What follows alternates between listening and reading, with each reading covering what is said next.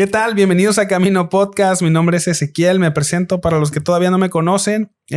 Estoy muy contento por estar una vez más aquí en el podcast. Gracias a todos los que están compartiendo los episodios, que están compartiendo este proyecto. Gracias a los que nos siguen en nuestras redes sociales, a los que están comentando en el contenido que estamos creando.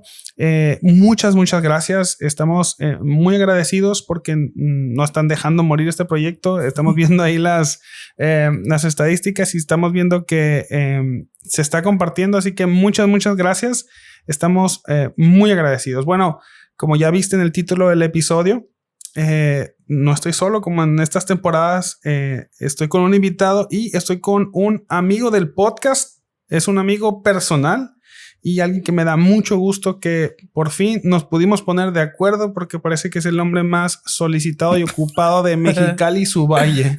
Está con nosotros Samuel Navarro. ¿Qué onda, Sammy? ¿Cómo estás? ¿Qué onda, bro? ¿Cómo estás? Yo estoy bien. Estoy muy contento de poder platicar contigo por segunda vez en este podcast.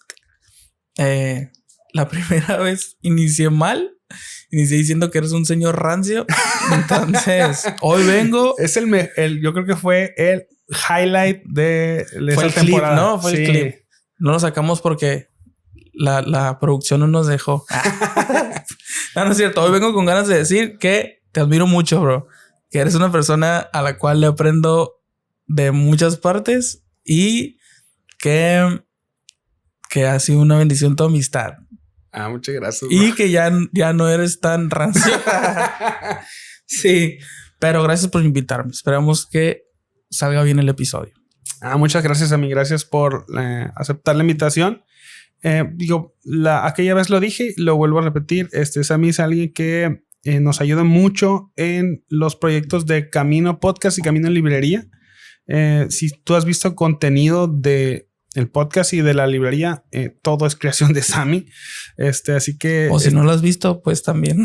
Si no lo has visto, por favor, ve y síguenos ahí en Camino Podcast, en Instagram y Facebook, o en Camino Librería, en Instagram y Facebook también. Ahí nos puedes encontrar, puedes ver todas las creaciones de Sammy. Es un excelente creador de contenido. Y bueno, estamos muy agradecidos. Gracias a mí por aceptar la invitación. Gracias por el trabajo que haces aquí para Camino Podcast y para Camino Librería. Lo agradecemos un montón y le damos muchas gracias a Dios por tu vida, bro. De nada. Bueno, también estamos en todas las plataformas de podcast. No lo dije más en el principio. Estamos en Spotify, en Apple Podcast, estamos en YouTube Music, Amazon Music, en Podbean y en YouTube. Así que si quieres compartir este episodio con más personas o en otra plataforma, o simplemente quieres ir a escucharlo otra vez, puedes escucharlo en todas esas plataformas. Ahí nos puedes encontrar. Bueno, para aquellos que no conocen la dinámica de Camino Podcast o que vienen, no sé, a escuchar a Sammy, quiero platicarte de qué se trata este proyecto. Nosotros hablamos de libros. Cada episodio nuevo es un libro nuevo. Nuestra intención no es hablar de todo el libro, no es hacer un audiolibro, ni hacer un resumen, ni una reseña exhaustiva de todo lo que viene en el libro. Simplemente queremos tomar algunos temas, algunos capítulos y hablar un poco acerca de cómo vemos ahora nosotros el tema después de haber leído el libro. Uh-huh. Entonces, el invitado, en este caso Sammy, nos sugirió un libro y la verdad es que es un libro muy bueno. Es uno de los best sellers de aquí Camino Librería, y es un libro yo creo que es el autor favorito de Camino Podcast. Sí. Una vez más tenemos un libro de Timothy Keller. Y el libro es El Dios Pródigo. Este libro que tenemos nosotros es de editorial Poema. Por cierto, Poema, si nos quieres patrocinar, estaría muy bien. Lo voy a etiquetar en los reels. Entonces, es un libro muy bueno. Timothy Keller, si has seguido Camino Podcast, hemos hablado mucho de Timothy Keller. Y este es uno de sus, yo creo que libros clásicos. Pero... Sammy, platícanos un poquito, o bueno, lo que nos quieras platicar. Este es tu episodio. estoy esperando poder usar uno de los efectos. Es que para los que no saben, el aparato que usamos para grabar tiene algunos efectos de sonido y Sammy está ansioso por quererlo usar. Estoy listo. Entonces estamos esperando o que diga un chiste. Un buen chiste. O bueno, íbamos a iniciar con una ovación a Sammy. Entonces, pero bueno, ya lo usamos. Ok. Hay que innovar, bro, siempre. Entonces, decía que es tu episodio, así que cuéntanos un poquito de tu experiencia con el libro. ¿Cómo lo conociste? ¿Cómo llegaste al libro? No sé si qué fue lo que te llamó la atención, no sé, del título, y si cuando lo fuiste leyendo, esa impresión que tenías se confirmó o definitivamente se cambió. Pues el libro lo empecé a leer porque me lo recomendaste, me acuerdo. Fue el primer libro que empecé a leer en el inicio del año pasado. Y pues el título está muy llamador. O sea, el Dios pródigo. O sea, si ya tienes tiempo en la iglesia, yo creo que fácil vas a la idea de qué va a hablar de la historia o la parábola del hijo pródigo. O al menos en mi caso así fue, como de que, ok, va a estar interesante. Y no se confirmó. Creo que superó mis expectativas en todos los sentidos. Yo, pues obviamente me sé la historia del hijo pródigo porque desde niño la he escuchado.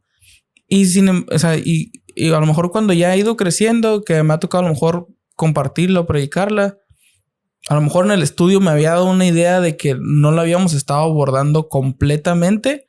Pero este libro yo creo que es... O sea, si tú eres cristiano desde cuna, este libro te va a fascinar porque te vuela la cabeza desde desde la introducción. Te cambia o te va a abrir el panorama a que efectivamente probablemente hayamos escuchado esta historia de una manera muy, muy limitada o muy corta. Obviamente también sí creo que el hermano pues tiene su interpretación de la historia pero pues es muy buena. Entonces no es como que va a decir algo salido o algo que raye la herejía. Entonces es muy bueno. La verdad a mí me fascinó totalmente desde las primeras páginas y lo recomiendo totalmente. Es un libro muy fácil de leer. También es algo corto.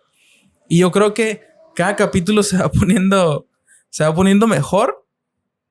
A lo mejor te va dando ideas y me acuerdo de este hermano, ¿no? Entonces, o me acuerdo de esta iglesia, pero el final, yo creo que mi parte favorita es el último capítulo, en donde solo voy a decir el título. Se habla de el festín al final de la historia.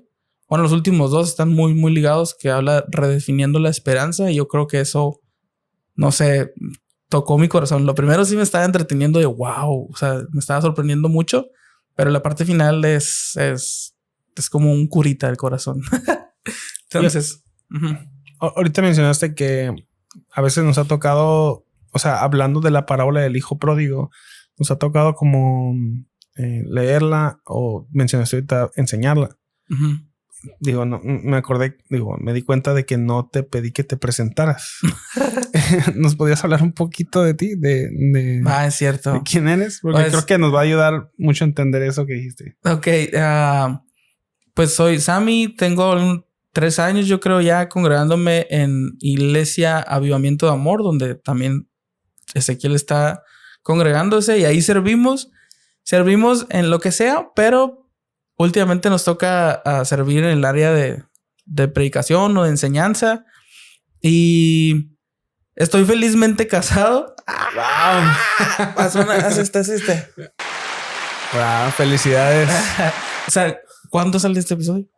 Por ahí de... Yo creo que ya sí, vas a estar en todos los términos casado. Ok, va. Entonces sí, soy muy orgulloso de decirlo. Entonces... Charo, soy casado con Arlene Valderrama. Soy feliz por eso. Entonces es eso. Sirvo a Dios en la iglesia y ya. Creo que eso es todo lo que podía decir de mí. Tienes un ministerio, digo, sirves en la iglesia predicando, ¿no? Pero tienes un ministerio de predicación aparte de la iglesia. incluso anterior a la iglesia. Sí. A iglesia ABA, perdón. Sí. Pues gracias a Dios nos toca, y muy honrado por ese privilegio, nos toca salir a predicar a eventos de jóvenes, de invitaciones de iglesia y de todo tipo. Está muy, muy divertido el poder aprender o el poder absorber o simplemente ver la diversidad de la iglesia. Y es algo que disfruto mucho. Disfruto mucho el poder conocer historias de personas haciendo iglesia en otras partes de Baja California hasta ahorita, que es donde me ha tocado ir. Y es como conocer con más personas con tu misma fe, con tus, a lo mejor, luchas similares, con historias en el ministerio también. Y incluso es más que a veces ir a predicar y la hora del sermón, el simple hecho de estar con gente que te cuenta las cargas que ha tenido que pasar. Para mí eso está muy padre ser parte de lo que Dios hace a través de eso. Entonces me ha tocado ir a animar a mucha gente que sufre, no sé, sufre mucho en el ministerio, o también a veces a orientar o animar gente que a lo mejor no lo está haciendo de la mejor manera, y a la vez que hago eso, pues yo también mismo me animo a mí y aprendo de los errores que he cometido y cómo evitarlos. Sí, digo, a mí no lo dice, pero es que él es muy modesto, pero es un gran predicador. Me gusta mucho escucharlo, ya lo he escuchado varias veces. Es un gran predicador y eso, o sea, se nota por tantas invitaciones que tiene, ¿no? O sea, no es broma eso de que estoy muy solicitado y que es difícil como que coordinar un podcast con él, porque es cierto. Pero me da mucho gusto que Dios esté usando en ese ministerio que pues él te regaló. Uh-huh. y que pues está siendo reconocido. Pero ahorita mencionaste que de alguna u otra manera hemos escuchado todos la parábola del hijo pródigo, y que a veces nos ha tocado enseñarla. A ti te ha tocado enseñar, o sea, te ha tocado enseñar o predicar acerca de la parábola del hijo pródigo antes y después de leer este libro. Sí. Me ha tocado predicar antes y después de leer este libro. De hecho, cuando leí el libro, prediqué el fin de semana. Yo un domingo lo agarré en la iglesia ABA. El sábado siguiente me tocó predicarlo. Literal fue como que escupí todo lo que leí. O sea, fue un copy-paste, pero sí. Y la verdad, todo el bosquejo de Timothy Keller se lo chutaron. Sí. Los jóvenes. Sí, totalmente. O sea, fácilmente pude haberme llevado 10 libros y dárselos y léanlo en su casa. Pero porque la verdad estuve muy, muy conmocionado, diría yo, por lo que acababa de leer. Por ejemplo, el autor inicia diciendo algo así como: ¿tú sabías o has notado que Jesús nunca dijo que iba a contar la historia de un hijo perdido? O sea, dice, él inicia diciendo: había una vez un hombre que tenía 2 hijos. Y dice, ahí tenemos que entender que la historia no se va a tratar de un hijo perdido o pródigo. Se va a tratar de un padre con 2 hijos. Ya no es una sola persona, que siempre es el protagonista de esta historia cuando la predicamos. Que a lo mejor sí lo es, pero olvidamos totalmente a los otros 2 personajes de la historia. O sea, la idea popular es que de hecho el título popular, ¿no? Es el hijo pródigo. El hijo pródigo. Pero realmente el protagonista no... O sea, y Jesús nunca lo dijo así, pues. O sea, él si lo leen, vayan a leerlo. Dice, había una Lucas vez... 15 está, por cierto. Ajá, en Lucas 15. Dice, había un hombre que tenía 2 hijos. Y viene o sea, y luego el contexto, que eso es algo que vuela la cabeza. Dice, si tienes... O sea, para poder entender la parábola del hijo pródigo, tienes que entender que Jesús está... ¿Con quién está hablando? Dice, en los primeros 3 versículos de Lucas 15 dice que se le acercan personas de mala fama, pecadores, recaudadores de impuestos, y los fariseos se acercan a criticar esa acción, que dice, porque hasta come con ellos. Entonces están estas 2 audiencias: los pecadores, que se sabían pecadores como socialmente, y los fariseos, que se creían los más justos y rectos, que hemos visto que no lo son así. Entonces, inicia con este contexto y Jesús responde a esta crítica, pues. Y algo que dice el autor que está muy, muy padre. Dice, Jesús no cuenta esta historia de la parábola del hijo pródigo, no es contada para consolar el corazón de los pecadores o de las personas rebeldes o tachadas como, o que hoy podemos decir que son los hijos menores. Jesús cuenta esta historia para retar el corazón orgulloso de los fariseos, o sea, los que en la historia serían representados por los hijos mayores. Entonces dice, no es normal, o sea, no deberías de esperar que en la audiencia original que escuchó esta historia hubiera ojos llorosos, como si los hay hoy en día. Más bien debería, o probablemente había caras sorprendidas o enojadas, porque lo que estaba diciendo Jesús era algo que impensable, o incluso, hoy lo sabemos, imposible de asimilar, ¿no? O sea, Jesús no está...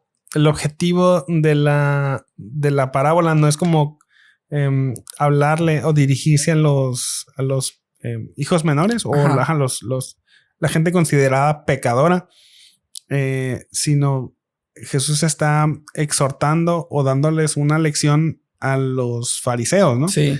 Entonces, sí, o sea, creo que es algo que cambia mucho nuestra interpretación. Sí. Porque, o sea, tendemos a creer que... porque es lo que vemos ahorita, ¿no? Uh-huh. O sea, que usamos la parábola del hijo pródigo para hablar de la condición de aquellos que están lejos.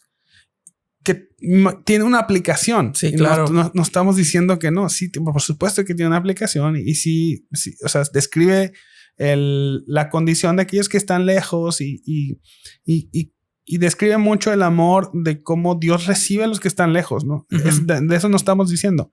Lo que estamos diciendo es que el propósito, de dónde nace la idea de Jesús de hablar la parábola del hijo pródigo, uh-huh, está en hablarle a los otros, ¿no? Sí, sí, sí. Que el hecho de que no tengamos este contexto, yo creo que es lo que ha contribuido al error de incluso de la maldad del ser humano, de decir, bueno, pues yo puedo hacer lo que quiera y a todos modos el Padre me recibe en casa, que es algo que podríamos tocar más adelante. Creemos que no costó nada su regreso, pero en realidad, y el autor lo desarrolla muy bien, que sí costó el regreso de esa persona a la casa. Entonces, pero el hecho de que nosotros nos enfocamos en no, el hijo pródigo, el de los vicios, el que derrochó todo, él tiene consolación o tiene perdón de pecados y así, probablemente le quita el peso o le quita el panorama completo, que es lo que estamos diciendo nada más. O sea, creo que, como dices, sí tiene la aplicación para este hijo, pero si le quitamos, como probablemente lo hemos hecho, el enfoque o la parte que le toca a ese hijo mayor en la historia y la representación que sí hemos sido también nosotros, o sea, eran los fariseos en aquel entonces, pero cuando leas el libro te vas a dar cuenta de que sí somos también. O sea, la intención de Jesús no es que los pródigos dijeran sí soy, ajá, sino que los fariseos, o sea, como el meme ese que dice, caray, somos los malos, ¿no? Sí, somos los malos, sí. Entonces, o sea, el énfasis que le damos a la interpretación popular, sí, o sea, es como que se ha desviado un poquito de la intención original del autor, ¿no? De hecho, ahorita mencionábamos, antes de empezar a grabar, de que la parábola del hijo pródigo viene en un contexto. Digo, ahorita ya mencionaste, Jesús habla a la audiencia y cuál fue lo que originó la parábola, pero viene seguida de otras 2 parábolas, ¿no? O sea, sí, viene una serie de 3 parábolas. Ajá. Para los que nunca han leído Lucas 15, que lo puedes ir a leer, puedes pausar y puedes ir a leer Lucas 15 y luego regresas aquí donde te quedaste en este minuto. Pero viene en un contexto de más parábolas, ¿no? Uh-huh. Está la parábola de la oveja perdida y está la parábola de la moneda perdida. Entonces, tendríamos que leer las 3 parábolas para entender el punto al que Jesús quería llegar. Uh-huh.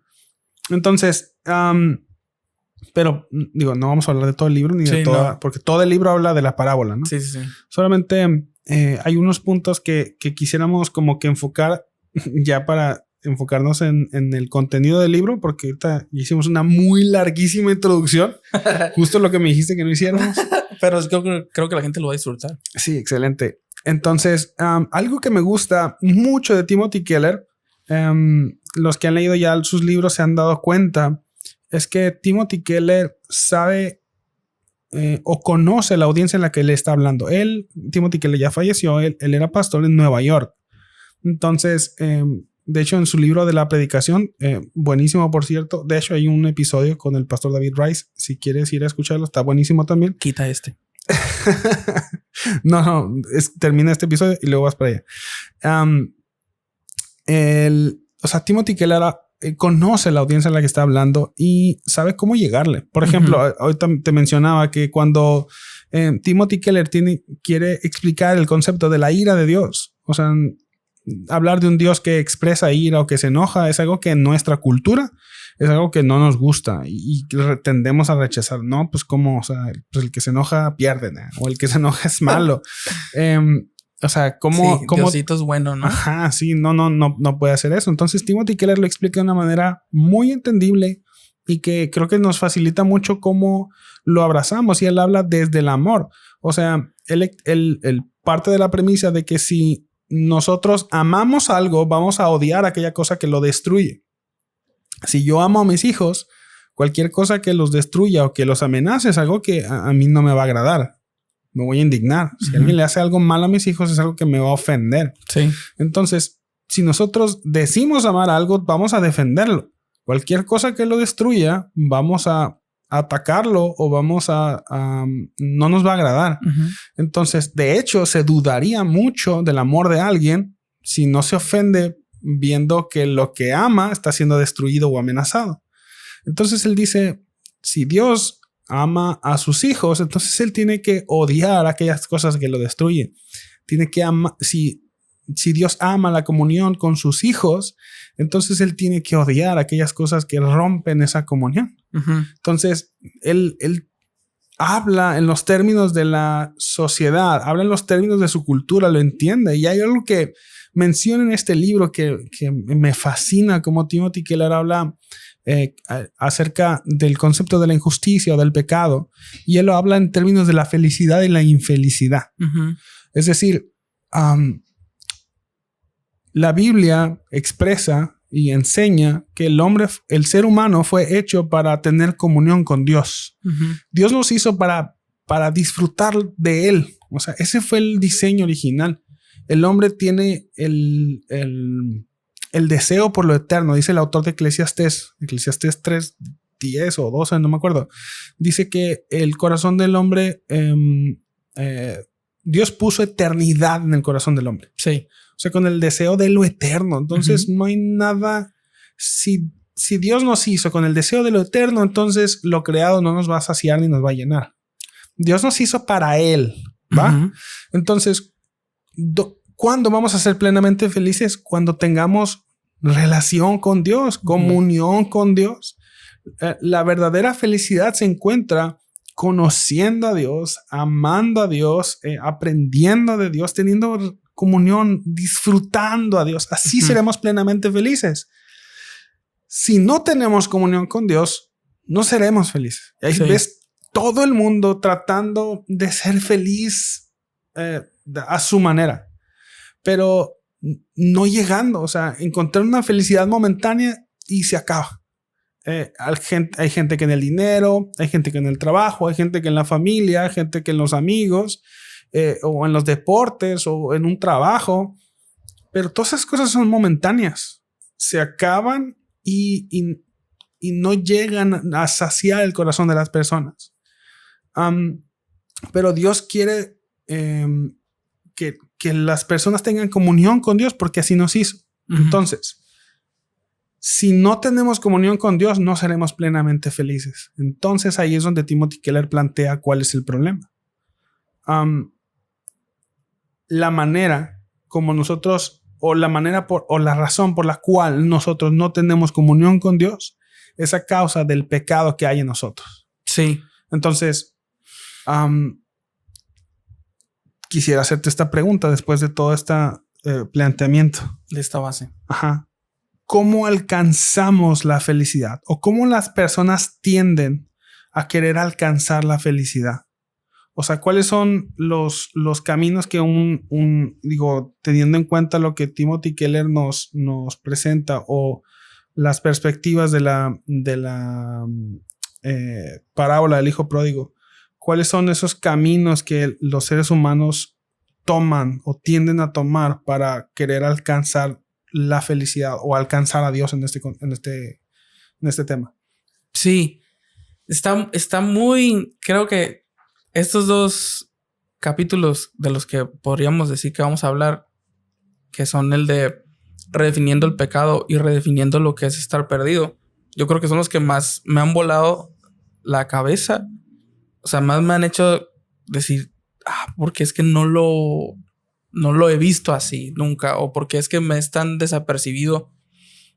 O sea, ¿por qué mi corazón no se da cuenta de que fácilmente cae en los dos lugares, ¿no? Aunque uno es más visible que otro. Pero ok, dice que el autor nos plantea que hay como una dualidad en la sociedad, dos polos muy claramente opuestos que han estado en guerra desde siempre, que lo podemos ver en la historia del hijo pródigo, y cuando lo estemos hablando te vas a dar cuenta de que es como si estuviéramos hablando de la sociedad hoy en día. Dice que hay dos formas en las que el ser humano busca satisfacer sus deseos o sus placeres. Número uno es el cumplimiento moral, que son estas clases de personas que disfrutan el hacer buenas obras, el portarse bien, el seguir las reglas.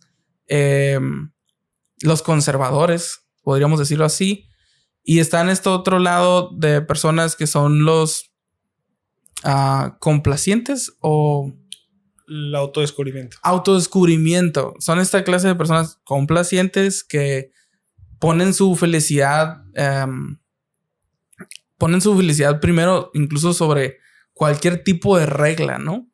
Y van a tratar de experimentar cualquier tipo de cosa que tú le vendas, que dices, esto va a hacerte feliz. Ellos van a ir tras de eso, en busca de... No, incluso, o sea, está muy interesante como dices, cómo lo plantea el autor. O sea, no están, a lo mejor, genuinamente ellos no están buscando hacer algo mal o romper reglas. Están buscando su felicidad, pero erróneamente.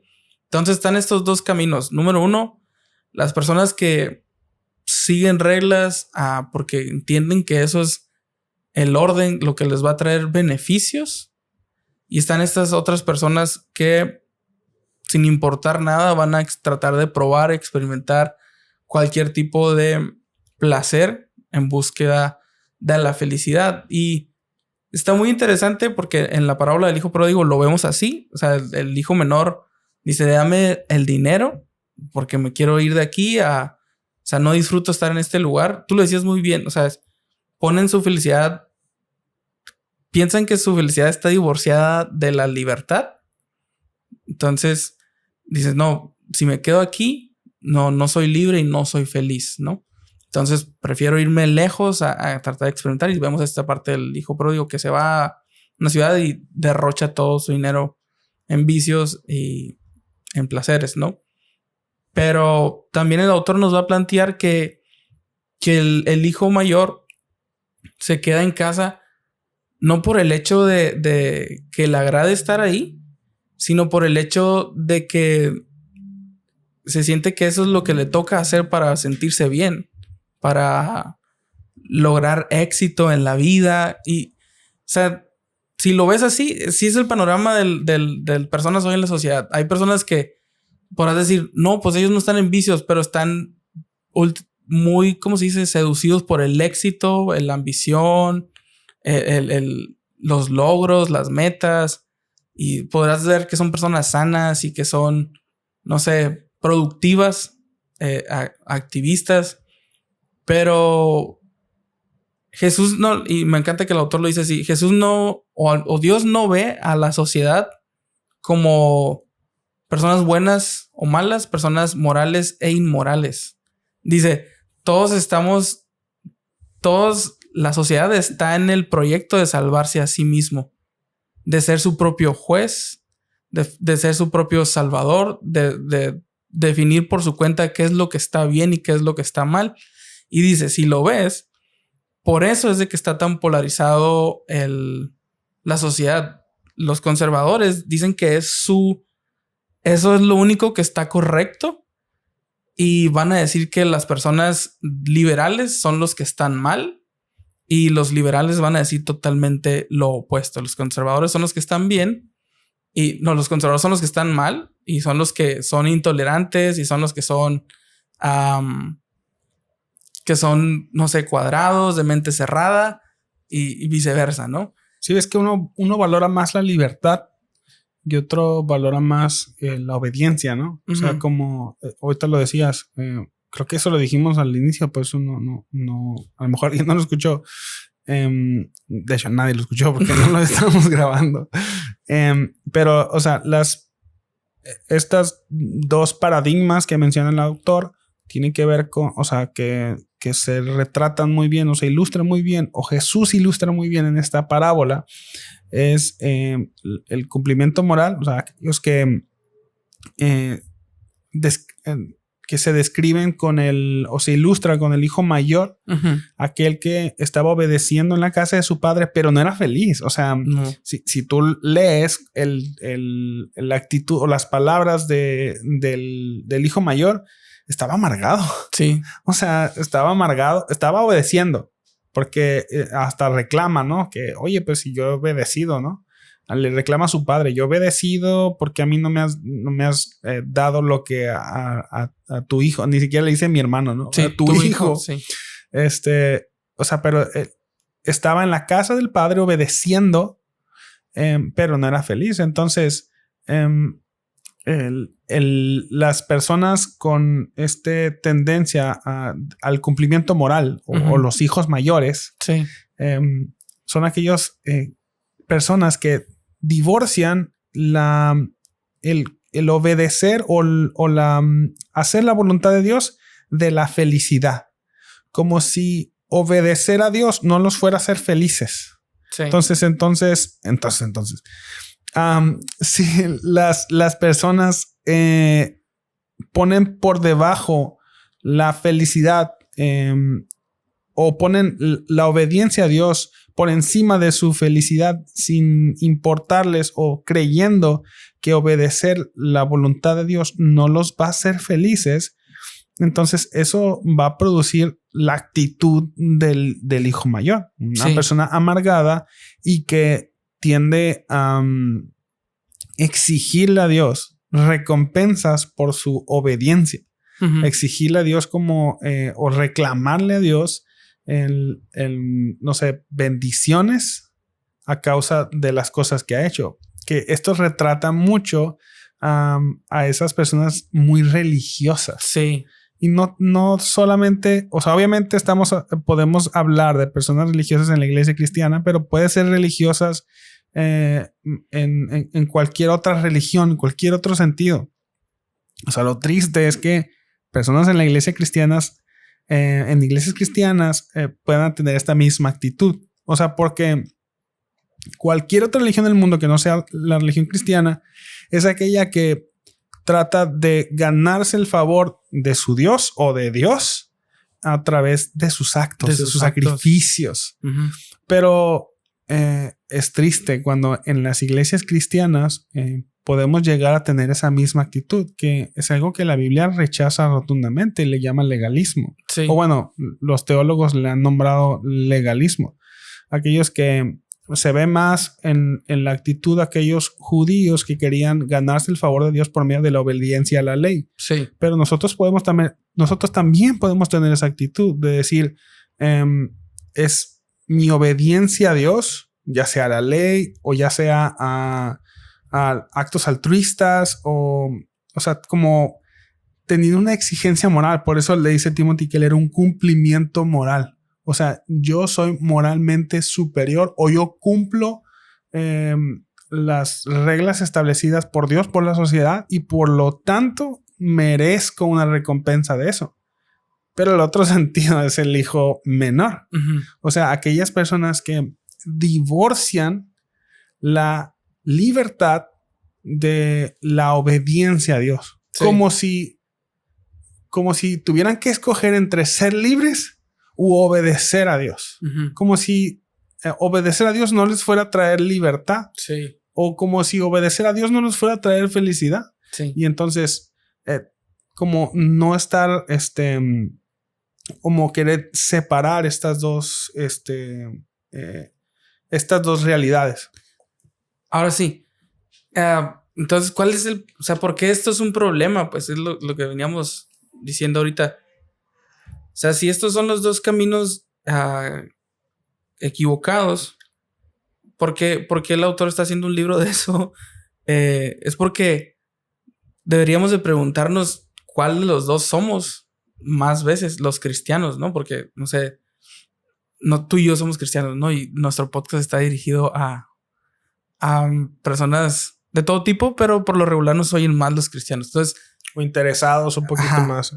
¿Qué es el problema de esta historia? ¿O por qué Timothy Keller está haciendo tanto énfasis en mostrar al hermano mayor como Jesús quería mostrarlo? Es por el hecho de que nos resulta más invisible reconocer que somos esta clase de personas. O sea, por ejemplo, decía el autor, para la gente en general es muy común aceptar que el cristianismo no acepta la vida indulgente del hijo menor. Pero para el cristianismo es más difícil aceptar que Jesús también está evidenciando el corazón orgulloso del hermano mayor. ¿Sabes? Que de hecho es la intención de la parábola. Ajá. Entonces, todos estamos de acuerdo con lo primero, pero nos pasa muy desapercibido lo segundo, pues. Y eso es lo que te decíamos ahorita. Yo creo que sí hemos sido los dos en alguna parte del tiempo y probablemente mucho más hemos sido el hermano mayor. Y es un problema dentro de nuestra comunidad.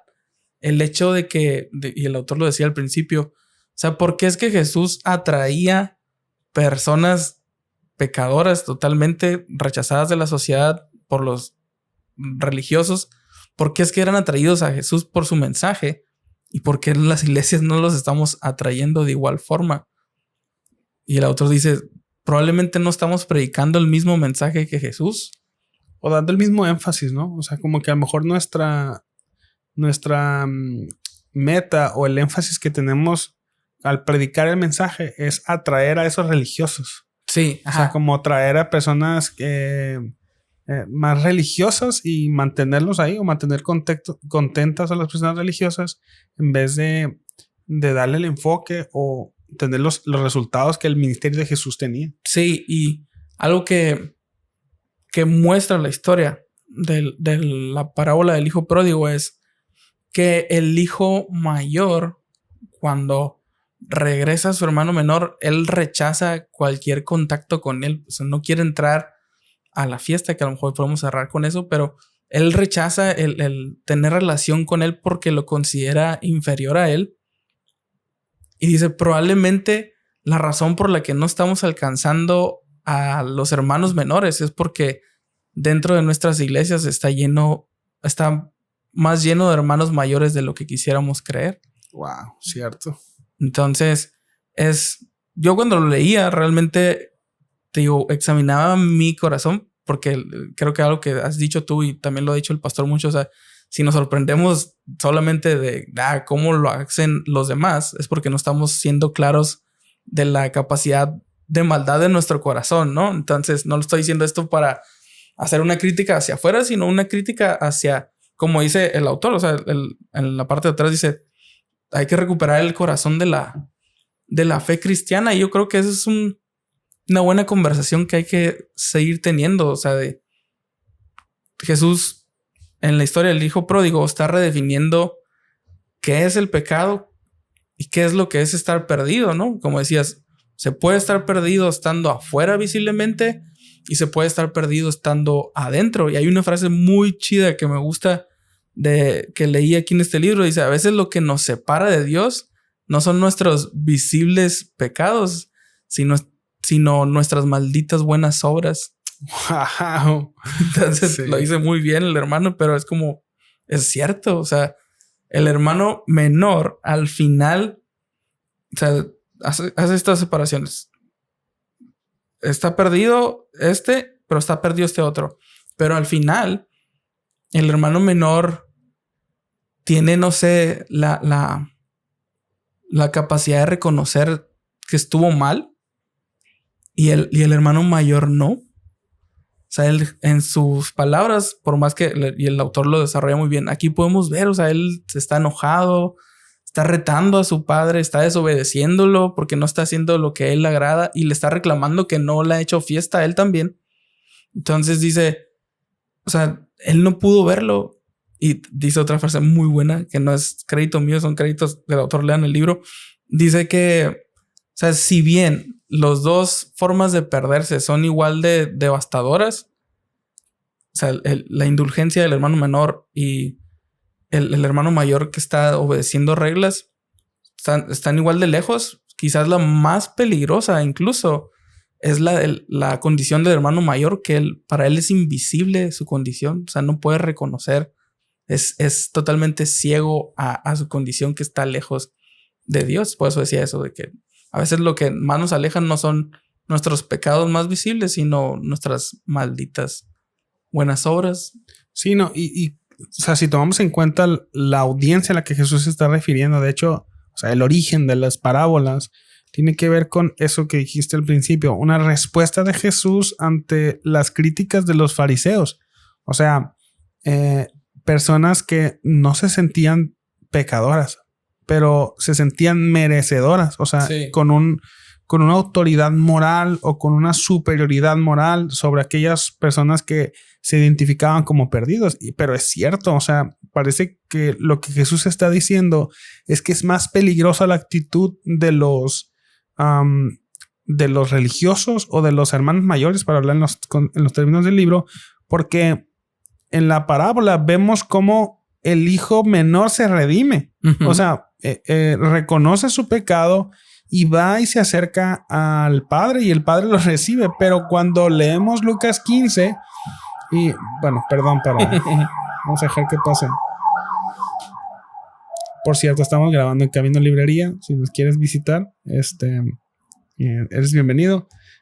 Decía que si lees Lucas 15 no termina, o cuando termina Lucas 15 no vemos si el hijo mayor reconoce su pecado. O sea, simplemente vemos cómo Lucas 15 termina con el hijo mayor enojado. Uh-huh. O sea, que es exactamente la escena que estamos viendo justo cuando Jesús está diciendo las parábolas. Uh-huh. O sea, hay pecadores, gente que, bueno, todos pecadores, pero gente que se reconoce como pecadora o que la sociedad reconoce como pecadora, acercándose al Salvador, donde va a encontrar la salvación, donde uh-huh. va a encontrar la aceptación de Dios.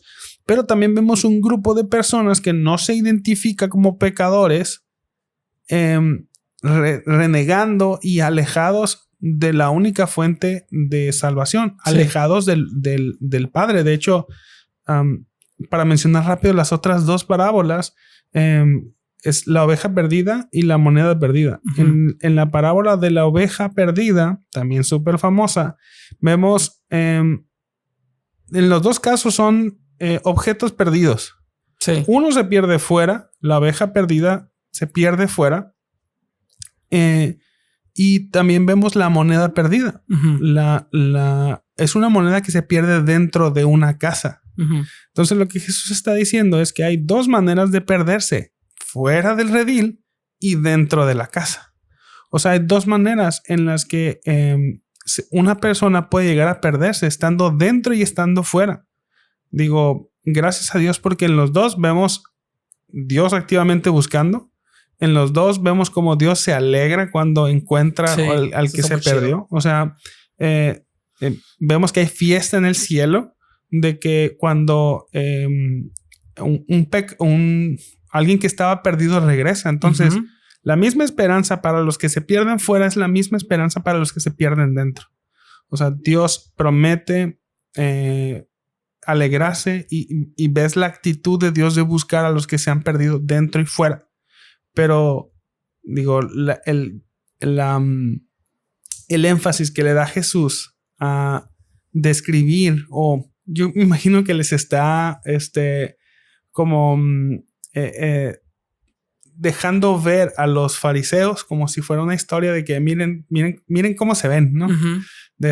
Ustedes se ven de esta manera. O sea, estando dentro de la casa de su padre, están perdidos porque ustedes creen que están en comunión con Dios, pero no. O sea, ustedes están buscando la obediencia al Padre, pero no quieren al Padre.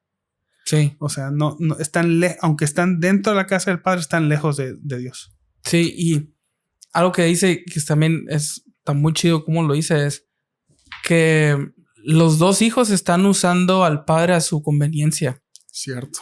O sea, el hijo menor dice, dame el dinero. O sea, no te quiero a ti, dame el dinero. Y se va y se lo gasta.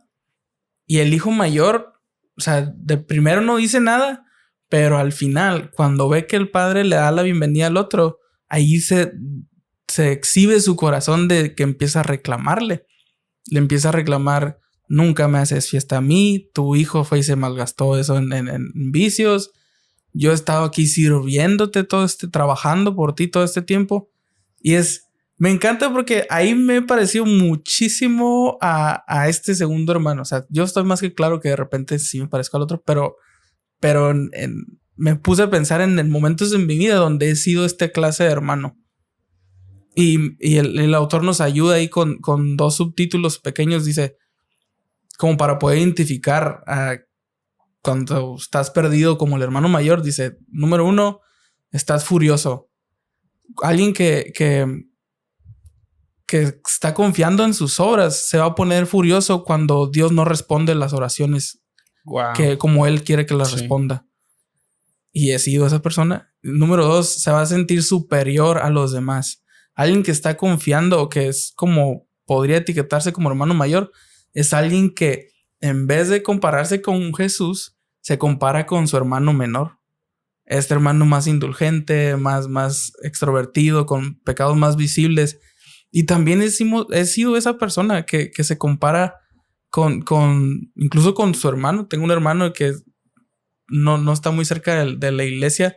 Y a simple vista podría parecer que yo soy como que la persona buena y cosas así. Y a veces me la he llegado a creer malamente. O sea, de que sí, yo soy mejor, ¿no? Y esta historia me ha recordado mucho eso. O sea, no tienes por qué sentirte superior a otros seres humanos, ni a otros cristianos, mucho menos. O sea, y cuando tienes ese hábito de compararte con personas y destacar, bueno, yo soy mejor en esto, estás confiando mucho más en tus obras y te estás identificando más como el hermano mayor. Y número 3, decía esclavitud y vacío. Si obedecer a Dios, si servir a Dios, si privarte, si tener ciertos sacrificios en tu vida te trae más tristeza que felicidad de agradar a Dios, estamos confiando mucho más y nos estamos pareciendo mucho más al hermano mayor. Y tenemos que reconocer que también no estamos teniendo la comunión con Dios como deberíamos de tenerla. Como decía, creo que Fer lo decía el domingo, a veces la gente que anda ayunando, porque el tema era ese, ¿no? A veces la gente que anda ayunando prefiere hacerse visible que está ayunando o que está sufriendo o que se está sacrificando. Y decía, ese es el ejemplo del contexto, pero el contexto más amplio es a veces servimos tanto y nos adjudicamos tantos ministerios para luego decir, bueno, pues es que estuve aquí toda la semana y no tengo tiempo para mí. Y cierta forma eso también es estar lejos de Dios. O sea, nos olvidamos y podríamos caer en eso. O sea, podríamos caer en ese, no que eso esté mal, sino a veces por enfocarnos en eso, como este hijo pródigo o este hijo mayor. Cuando Dios no haga lo que queremos, vamos a explotar y vamos a decir, no, nunca me das nada, nunca respondes, ¿no? Sí, y ¿no te pasa que a veces tendemos a compararnos con las personas que sabemos que sí. somos mejores, ¿no? Sí, ajá. O sea, como el ejemplo de Fer de los fariseos, como dejando evidente su ayuno porque los demás no lo hacían. Sí. O sea, nosotros también tendemos como que a compararnos para sentirnos superiores en algún aspecto, ¿no? O en este caso moral, de que, bueno, nos comparamos con la gente que sí es mala. Sí. O sea, nos comparamos con ellos y para sentirnos mejor. Digo, cuando no nos sale y que nos comparamos con personas que son mejores que nosotras, es cuando nos frustramos. O sea, sí. Por eso son los dos aspectos que dice Timothy Keller, que puede haber frustración y una persona que tiene la actitud del hijo pródigo, del hijo mayor, perdón, el que está amargado, porque, o sea, si se compara con otros, se da cuenta. Si se compara con otros y se da cuenta que son mejores, pues se enoja. Se enoja y se amarga. Pero si se compara con otros y se da cuenta que es mayor, se enorgullece y se enaltece. Sí. Pero en cualquiera de los dos sentidos, es algo que nos va a traer vacío, porque no se trata de compararnos con los demás. No. O sea, de hecho, si nos comparamos con Dios, que es el tercer punto que mencionas, o el tercer característica, obviamente, si tú comparas tus obras con las obras perfectas de Jesús, pues te das cuenta de que no los vas a poder cumplir, entonces te vas a frustrar. Y dice, me acuerdo ahorita que estabas hablando de eso, de el autor cita a alguien más. Dice como que no sé, una tipo parábola apócrifa que no está en la Biblia, pero está buenísima. Dice que una vez Jesús le pide a sus discípulos que agarren una piedra y que lo sigan. Entonces dice, de repente Pedro astutamente dice, voy a agarrar la más chiquita, y se la echan en la bolsa, y porque va a ser liviana de cargar, y se la llevan. Y cuando acaba el día, Jesús le dice, saquen su piedra, y Jesús ora o hace algo y las convierte en pan. Entonces Pedro dice, ok, ya entendí. Pues su piedrita se la acabó rápido, ¿no? Entonces, una galletita, sí, ¿no? la siguiente mañana Jesús dice, agarren una piedra y síganme. Y pasa, y Pedro dice, ok, ya entendí. Agarró una piedra que apenas podía cargar enorme, y que al final del día Jesús le dice, ok, tírenla. Y que dice, Pedro se quedó con cara de sorprendido, pero ahí es donde Jesús les pregunta, ¿por quién están cargando las piedras? ¿Por quién les dije que las cargaran? Y pues, obviamente que fue evidente que Pedro cargó la piedra por él mismo y no por Jesús. Y es la evidencia del hermano mayor. El hermano mayor estaba en la casa ahí porque le convenía estar ahí. Porque para él era un espacio seguro y todo bien. Y a veces somos esos. O sea, a veces vivimos nuestra vida cristiana esperando que Dios nos bendiga, nada más. Pero no lo amamos por lo que Él es y nada más. O sea, queremos sus bendiciones y sus beneficios, y no a Él no lo queremos agradar a Él porque a Él le agradan las cosas, ¿no?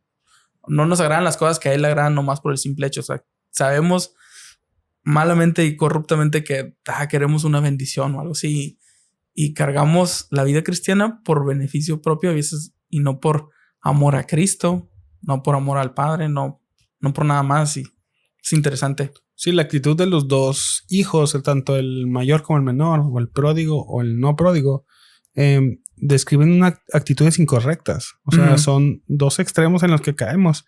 Pero ambos están mal. Jesús dice que ambos están mal. Uno lo reconoce, ¿no? Y es recibido por el Padre cuando cambia de rumbo. Sí. Se arrepiente y corre al Padre buscando su refugio. ¿Por quién es el Padre? El otro, pues la parábola no lo dice, pero se entiende que de la misma manera, porque el Padre le dice, hijo, es que aquí estás conmigo, todo lo mío es tuyo. Aquí estoy yo. O sea, ¿de qué hablas? O sea, en ambos casos, o en las dos actitudes de los dos hijos demuestran que son corazones que no desean a Dios, como ahorita lo dijiste.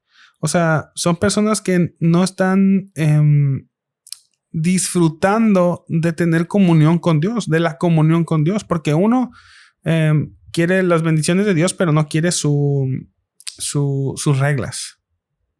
Y el otro está obedeciendo las reglas, pero no porque quiera comunión con Dios, sino porque quiere sus bendiciones. Sí. Entonces, pero las dos actitudes están equivocadas, y Jesús dice que las dos están equivocadas. O sea, no es una o el otra. Uh-huh. Creo que la mentira que llegamos a creer es que o eres uno o eres el otro. Uh-huh. Pero cuando Jesús no está en la ecuación, Jesús no trae luz, caemos en estos dos extremos. Yo hace rato te decía, creo que es el mismo problema, pero son dos caras de la misma moneda. O sea, en ambos casos, los dos hijos están rechazando la comunión con Dios. Están rechazando el amor del Padre o están malentendiendo de lo que se trata el amor al Padre o el amor del Padre. O sea, uno asocia las reglas de Dios como el medio por el cual o las reglas, obedecer las reglas como el medio por el cual Dios nos ama. Sí. Y el otro, simplemente su libertad, el medio por el cual ser feliz. Pero ni uno ni el otro. O sea, Jesús dice que la respuesta a la actitud de estos dos hijos no está como en el extremo, porque algo que se me hizo muy interesante y lo menciona Timothy Keller es que las personas tendemos a irnos de un extremo al otro. Sí.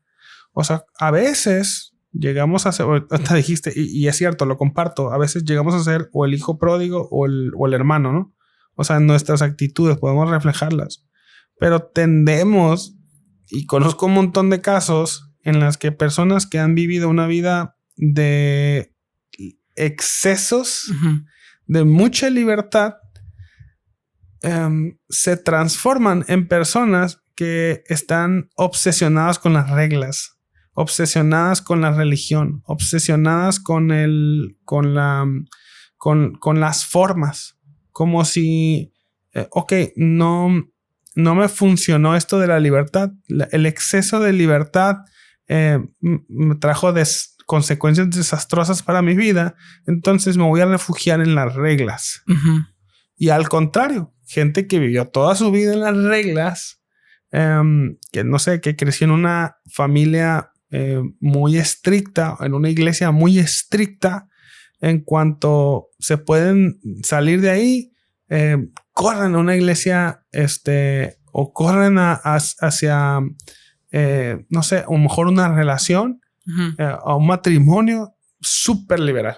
Sí. Entonces creo que cuando el corazón no ha sido tocado por Jesús o los ojos de la persona no están puestas en Jesús, tendemos a caer en estos dos extremos y vamos de uno al otro. Sí, algo que decía el autor es, o sea, partiendo de la idea que, por ejemplo, hace rato decíamos, partiendo de la idea de que la sociedad está dividida en personas de izquierda o derecha, conservadoras o liberales, podríamos preguntarnos equivocadamente, ¿Jesús de qué lado está?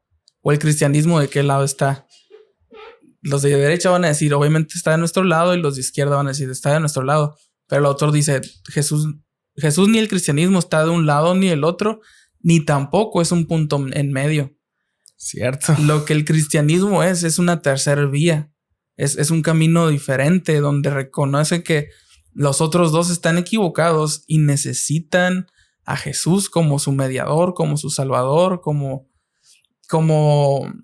lo decía muy bien, de que Jesús es, y me gusta ese juego de palabras, o sea, la sociedad o el ser humano busca su camino, pero realmente Jesús dijo, yo soy el camino, y el cristianismo es bueno que lo veamos como eso, o sea, no es seguir reglas, ni los que siguen reglas. El cristianismo no es indulgencia para hacer lo que quieras. Es una tercera vía que cuando te acercas a Jesús lo vas a entender. Por ejemplo, algo que decía también el autor es en la imagen de la historia del hijo pródigo, el padre sale corriendo por su hijo menor, no lo espera a regresar, no lo espera, no lo huele a ver cuánto arrepentimiento muestra. O sea, dice, el padre muestra un amor iniciador para los dos hijos. Para el hijo menor, sale por él, pero también sale al encuentro del hijo mayor que no quiere entrar a la fiesta. Dice, este es un panorama del plan del evangelio. O sea, el amor iniciador del padre es capaz de correr por los hijos que están lejos en los vicios y en los placeres, en la vida de autodescubrimiento. Pero es el mismo amor que tiene por los hijos que están perdidos incluso dentro de casa, en las reglas, en el legalismo. Por los dos sale. Su amor es iniciador. O sea, él antes de... Dice, los dos hijos eran amados igualmente por su padre y eran llamados a arrepentirse. Y es el mismo llamado que tenemos nosotros. Somos amados por él y también tenemos este llamado a reconocer que lo necesitamos a él. Sí, creo que eso que dijiste explica muy bien el comentario que hiciste al principio de que Jesús no mira buenos y malos. Ajá. O sea, el Padre no está en el centro atrayendo al centro al hijo de izquierda y al de derecha. No. O sea, los dos hijos están en un extremo. O sea, creo que es un paradigma falso el que nos hacemos de liberales y legalistas, ¿no? Sí. O sea, de hecho, si no has escuchado el podcast con Ramón, cuando hablamos del Cristo completo, te lo súper recomiendo. Sí. Creo que también este tema también lo tocamos en la vida centrada en el Evangelio con el pastor Ismael. O sea, el legalismo y el libertinaje no son dos extremos. O sea, ese es uno de los extremos y el evangelio está en el otro. Sí. O sea, no, el padre en este caso, para hablar en términos de la parábola del hijo pródigo, no está en el centro y tratando de atraer al centro a uno, como si la solución para el hijo mayor sea parecerse al hijo menor. Sí. O la solución del hijo menor sea parecerse al hijo mayor. Sí, o sea, un poquito de legalismo no es la solución para el libertinaje. Y un poquito de libertinaje no es la solución para el legalismo. Sí, pero nuestro corazón... que nuestro corazón que está engañado tiende a creer eso. Pero no es nada que ver. O sea, nada que ver. Sí. El evangelio es otra cosa. O sea, no entra en ese paradigma. Pero si creemos que son dos extremos tratando de ir al centro, es algo que no, ese no es el evangelio. Y fíjate, yo me tocó predicar en la iglesia cuando iniciamos la serie del Sermón del Monte. Y yo estaba estudiando los contextos acerca de cuáles eran los contextos en los que Jesús habló el Sermón del Monte. Y hablé del contexto cultural y el contexto religioso. Pero les decía a los hermanos, cuando les expliqué los diferentes contextos, cómo la gente estaba esperando un Mesías político, militar. Sí, cierto. Jesús les dijo, no, yo ni vengo a eso. O sea, ni vengo ni soy pacifista, ni soy guerrillero. O sea, esas son cosas del mundo. Yo vengo a traerles el reino de Dios, que no es como el de este mundo. O los contextos religiosos. Estaban los conservadores, los liberales, los activamente políticos, o los ascetistas, los que estaban separados de todo. O sea, la gente estaba esperando como, ok, ¿a cuál de los diferentes expresiones religiosas se va a adherir Jesús? A ninguno. Sí. Jesús no se adhirió. O sea, son todos esos y Jesús. O sea, obviamente hablando del contexto político, obviamente Jesús tenía los movimientos separatistas, tenían algo de verdad. Sí. Y se parecían a lo que Jesús quería traer. Los movimientos pacifistas tenían algo de verdad y se parecía a lo que Jesús traía. Pero no es que Jesús se acercara a esos movimientos. Sí. Esos movimientos se acercaban a la verdad. Sí. De alguna u otra manera. Igual los puntos religiosos. Los fariseos tenían verdad en algunas cosas. Los saduceos tenían verdad en algunas cosas. Los esenios tenían lugar tenían verdad en algunas cosas. O los elotes tenían lugar en algunas cosas. Tenían verdad en algunas cosas, pero no es porque Jesús se acercara a uno de esos movimientos religiosos. Es que en algunas de esas cosas, estos movimientos religiosos se acercaban a Jesús. Y me quedó súper claro porque cuando terminé yo de predicar, un hermano le mandó saludos. Llegó como después de la prédica, se me acercó como para... Híjole, fue como pasivo-agresivo, como para advertirme de que no se me fuera a ocurrir decir que Jesús era de esto o Jesús era del otro, Jesús era, sino como, bueno, él más me dijo como que Jesús se acercaba a un movimiento social, como que no se te vaya a ocurrir decir que que Jesús estaba del lado que estaba a favor de un tipo de gobierno, porque Jesús estaba de esto. Y yo dije como que, pues no, o sea, todo eso está separado del programa de gobierno que Jesús venía a traer. Es totalmente diferente porque no es de este mundo, no se parece. Creo que es el mismo caso del legalismo, el libertinaje, o en este caso cuando vemos a los dos hijos. El padre no está en el centro tratando de atraer a los otros, como dándole poquito de cada uno, sino es algo que es totalmente diferente. Es una tercera vía. Sí. Y de hecho, que esto creo que es meramente interpretación del hermano, pero está fascinante. Al menos a mí me pareció fascinante. Dice, miren, noten que en las primeras dos parábolas, o sea, la oveja se pierde y el pastor va y la busca. En la siguiente parábola, la moneda se pierde y es una mujer la que la busca. Sí, una mujer. Una mujer lo busca. Entonces dice, para la tercera parábola, probablemente la audiencia está esperando que alguien salga en busca del hermano menor. Pero Jesús no plantea que alguien va y lo busca. O sea, que no hay un hermano, no hay alguien, ni el padre ni el hermano que vayan en busca de él. O sea, probablemente Jesús dejó así a la audiencia para que estuvieran preguntándose, entonces, ¿quién va? O sea, ¿por qué alguien no fue a buscarlo? O sea, ¿o quién debe ir a buscarlo? Y el autor nos plantea eso. Porque el verdadero, o sea, plantea un contexto más largo de Adán y Caín y Abel, los dos hijos, y cómo Dios le dice a Caín que él era protector de su hermano menor.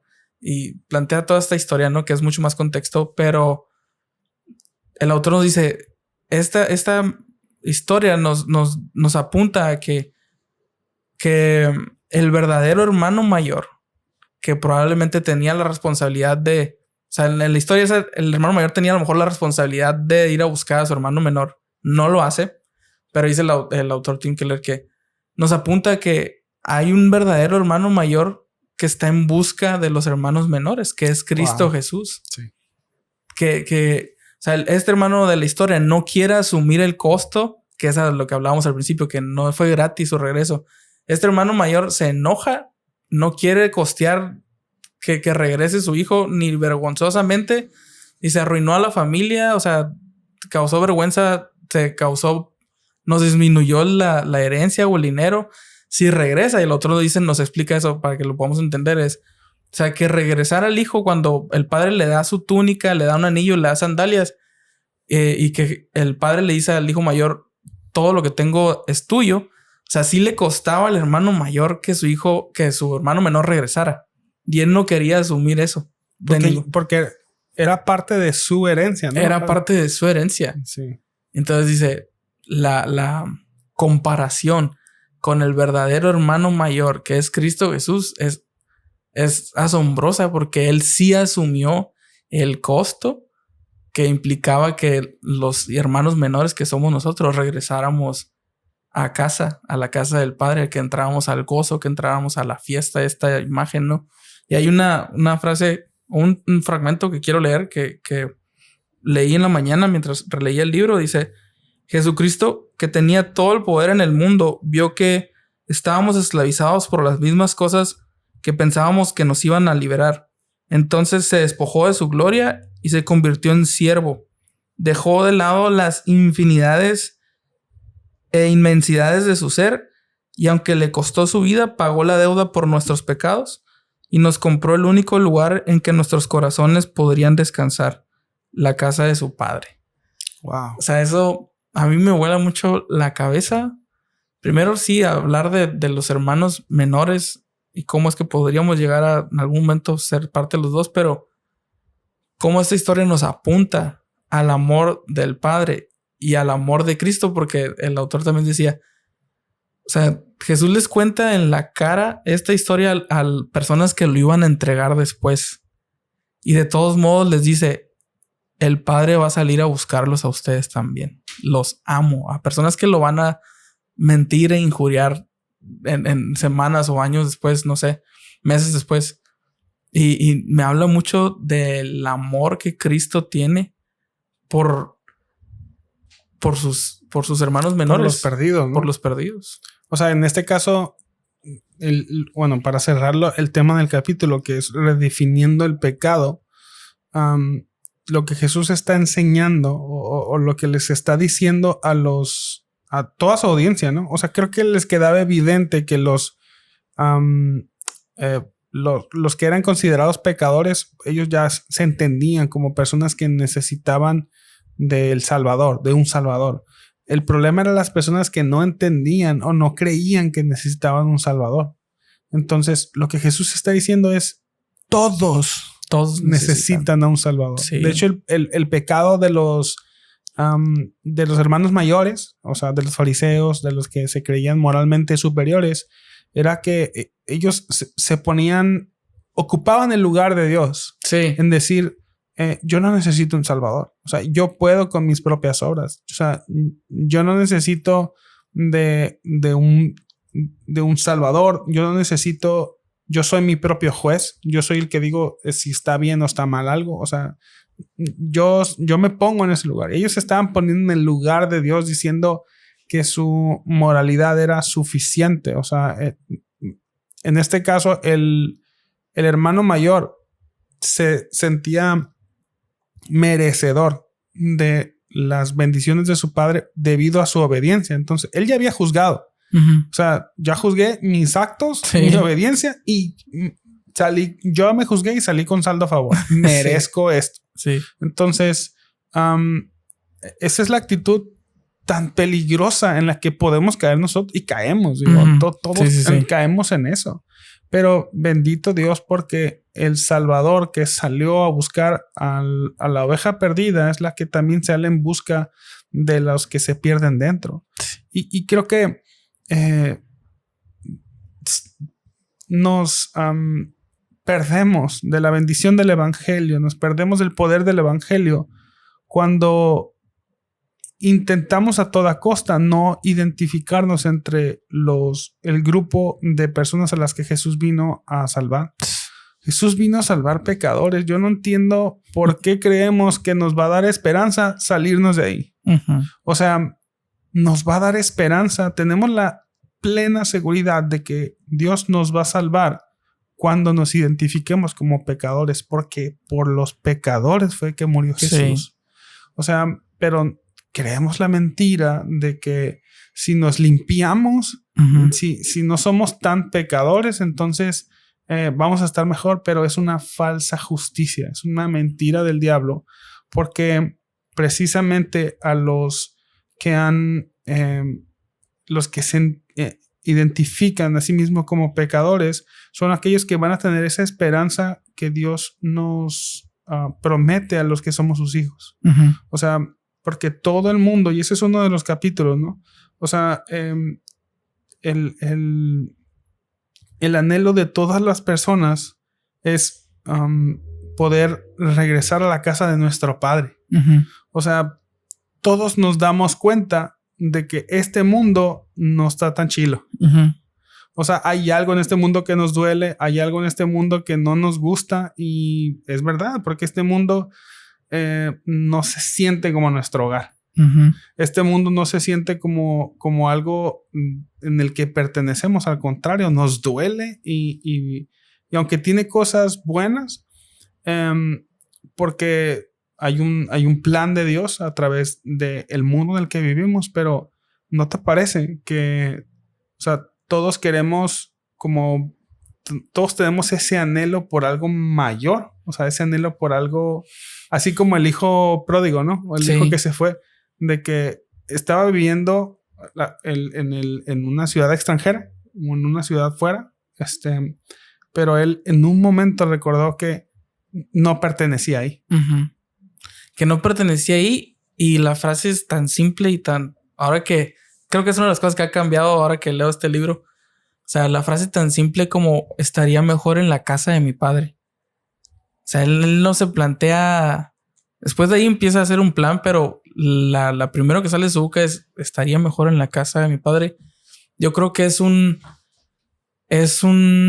descripción de, como decías, de que todo en esta tierra, todo en esta sociedad, por más bonito que parezca, es vano, es hueco, es ilusorio, es es finito y nuestro corazón tiende a, como decías, hay eternidad que Dios puso en nuestro corazón y la está buscando, y el capítulo final habla un poco de eso y dice, a veces llamamos a las cosas mejores, a las mejores cosas que hemos vivido, belleza, pero en realidad no, la belleza no está en eso, viene a través de eso, o sea, viene a través de los anhelos de nuestro corazón.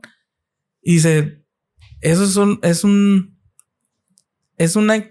sentimiento, una expresión que solo lo vamos a encontrar en Cristo Jesús y en lo que Él ofrece, o sea, en la casa del Padre. O sea, dice, mientras vivimos en esta tierra, tenemos que verlo así, vivimos en un exilio donde incluso los mejores momentos van a llegar un día donde sean insuficientes y donde incluso las mejores de las experiencias, incluso las relaciones pueden llegar a fallar, nuestros trabajos pueden llegar a corrernos, o sea, las cosas pueden cambiar de un día para otro y se va la estabilidad que queríamos tener ahí. Incluso, dice, las personas fallecen y nos dejan, o sea, todo aquí es insuficiente, pero en la casa del Padre está nuestro gozo eterno, que es lo que a veces nos perdemos como iglesia, es la parte que nos falta expresar. O sea, lo que el cristianismo es un gozo eterno, es una fiesta. Esta historia nos cuenta que el Padre está organizando una fiesta cada vez que algo perdido es encontrado y que los cristianos tenemos que sentirnos como eso. Lo que el Padre ofrece es gozo, es celebración, es vida, es alegría. Y yo creo que como iglesia necesitamos recuperar esa parte de nuestra fe, de lo que representa nuestra fe. Sí, yo sé que aquí sufrimos y demasiado, pero según lo que creemos es que nuestra herencia es inmutable.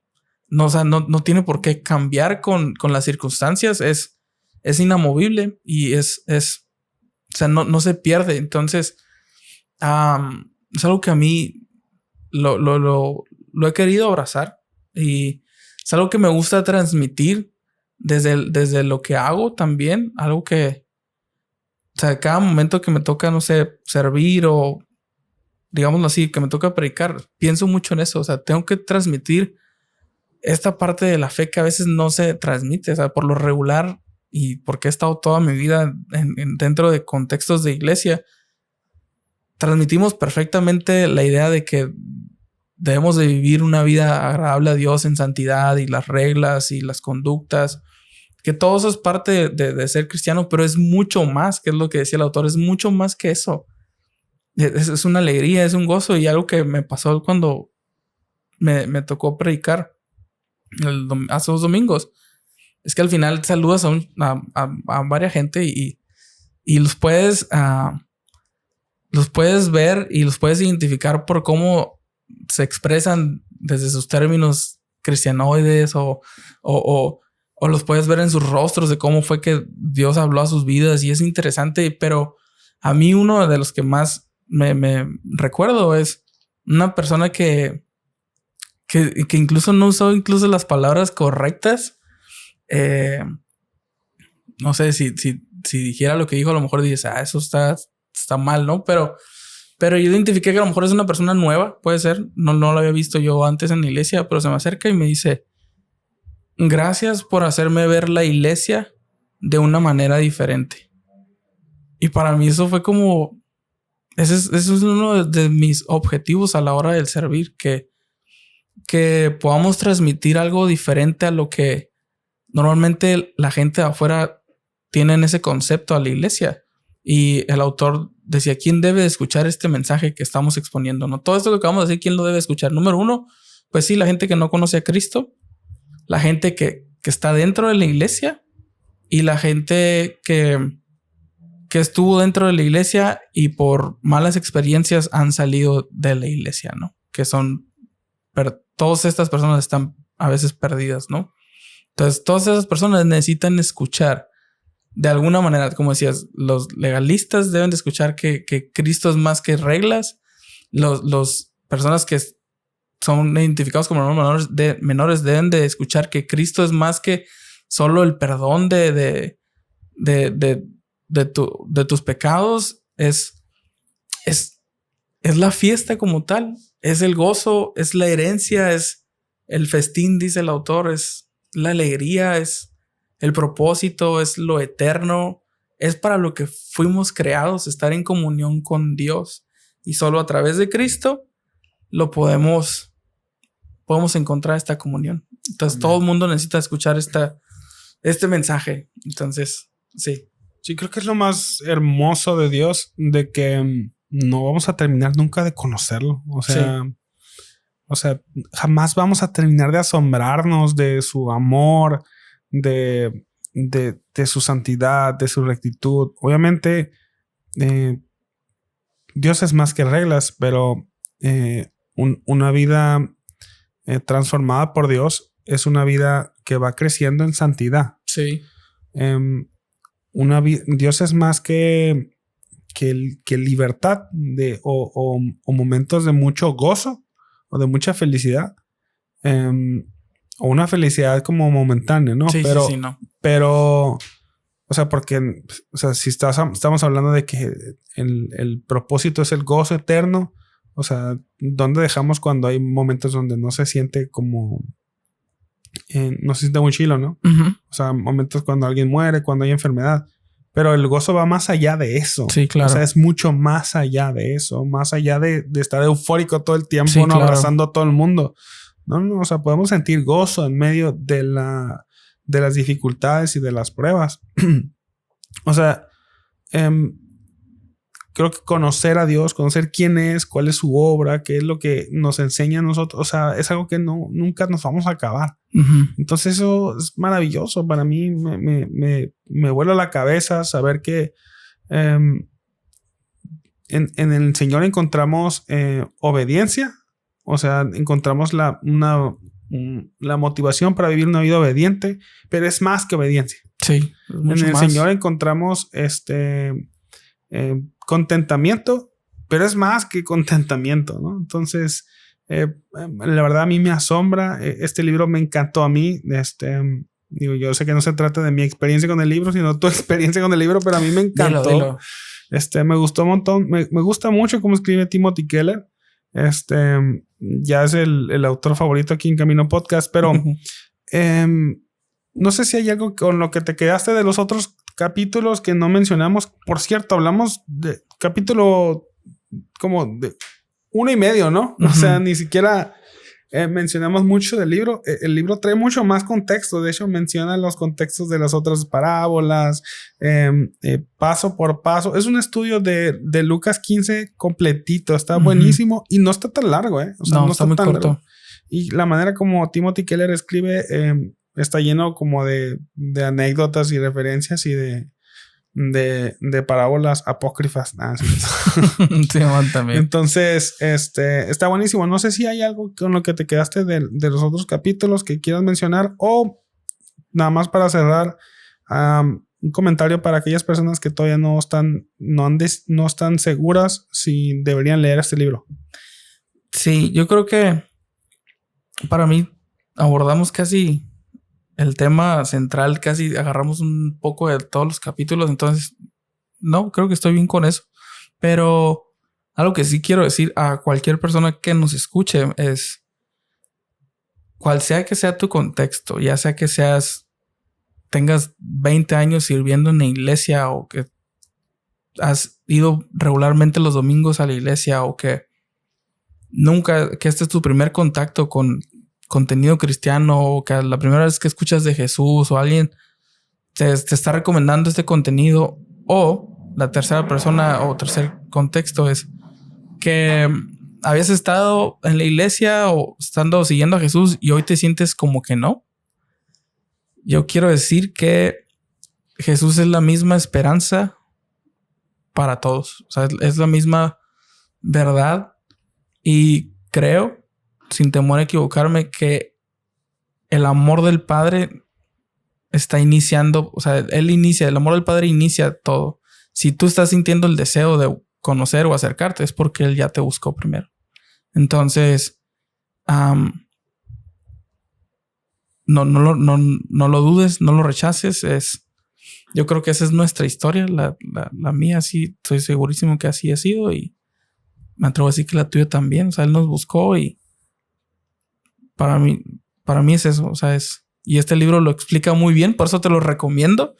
Lo desarrolla muy fácil de leer, muy incluso con las historias apócrifas.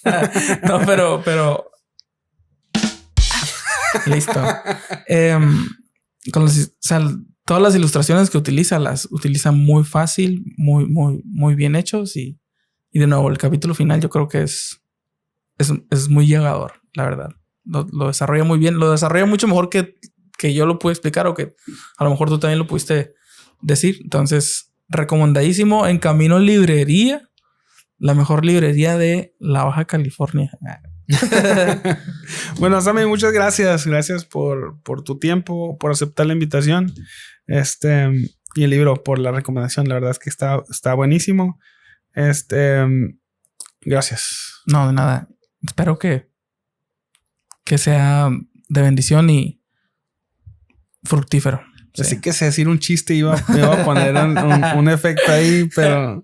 Escriban a mí en los comentarios. Escriba qué opinas del cheque. ¿Cierto? Bueno. Sí, porque la gente de repente... Bueno, el domingo, la vez que prediqué, probablemente se quedó con la idea de que sí teníamos un tiro, ¿no? Ya es que yo dije... Cheque dijo, yo os digo. O sea, sí, cierto. Bueno, si no saben de qué estamos hablando, pueden ir al YouTube de Iglesia Ava. Uh-huh. Y ahí, ¿qué ves? ¿Qué es el sermón 9, creo que es. Sí. Uh-huh. ¿El 8 ¿Qué o el pasaje es? Es del Mateo 5:43 al 48. Ok. Ahí está. Si quieren ir a la serie, vayan a la serie El Sermón del Monte y ahí van a entender lo que Sammy dice, que hay donde una tiradera que traía. Sí. Y pues para los que son de casa, era un beef programado, ¿no? O sea, sí estaba previsto. Sí. Pues sí, bueno, avisado. No es como que... O sea, sí le avisé primero. Sí le avisé primero que iba a hacer eso. Sí, pero bueno. Sí, no, bueno, la verdad es que disfruto mucho, Sammy, cuando platicamos y gracias a Dios porque ahora pues lo pudimos grabar y más gente lo puede escuchar, que puede escucharte. La verdad es que es una bendición escucharte, bro. Y aprendo mucho de ti. Yo sé que tú eres más joven que yo, pero creo que la gracia que Dios ha puesto en ti es algo que es algo muy bueno y que me ha bendecido mucho. Yo sé que ha bendecido a mucha gente en la iglesia y sobre todo en las iglesias a las que te invitan. Es una bendición. Ha sido una bendición para mí, para este proyecto, como dije al inicio. Y en lo personal, en mi vida también ha sido una bendición verte crecer a ti, a tu ahora esposa. Wow. Entonces, bueno, lo voy a dejar un poquito más largo. Ya usamos los efectos más que tienes que empezarlos a usar, bro. La gente los ama. Sí, bueno. Bueno, muchas gracias a todos los que nos acompañaron hasta acá. El libro del que hablamos es El Dios Pródigo. El autor es Timothy Keller y la editorial que lo trae es la editorial Poema. Muy buena editorial, por cierto. Si nos quiere patrocinar, pues no estaría nada mal. Pero bueno, pues muchas gracias a mí. Gracias por aceptar la invitación y por venir. Y muchas gracias a los que nos acompañaron hasta acá. Gracias a los que nos siguen en las redes sociales, en Instagram y Facebook como Camino Podcast. Este podcast está en varias plataformas de podcast. Ya sé que lo escuchaste en una, pero lo puedes escuchar en otras o recomendarlo en otras. Estamos en Spotify, en Apple Podcasts, en YouTube Music, en Amazon Music, en Podbean y en YouTube. Así que nos puedes ir a seguir por allá. Nos puedes seguir en las redes sociales de la librería también. Estamos en Camino Librería. Instagram y Facebook, ahí puedes ver los horarios de la librería, puedes ver la dirección de la librería por si nos quieres acompañar. Estamos en Mexicali, México, para aquellos que no están en México. Nosotros estamos en Mexicali. Y pues nada, una vez más, a mí, muchas gracias por aceptar la invitación de venir aquí al podcast. Gracias. Esperemos que ahora que eres un hombre casado, sigas teniendo tiempo para venir aquí a platicar. No.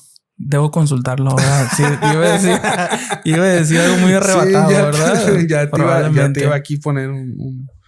Sí. No, pero te quiero, bro, y eres alguien a cual, de nuevo, aprecio y admiro, y fuera de los micrófonos también admiro platicar contigo. Entonces, ojalá que Dios nos permita más temporadas de Camino Podcast y que lo que sea que venga, ¿no? O que... Entonces, bueno, me voy a ir a editar Reels. Bueno, pues bueno, muchas gracias y bye bye.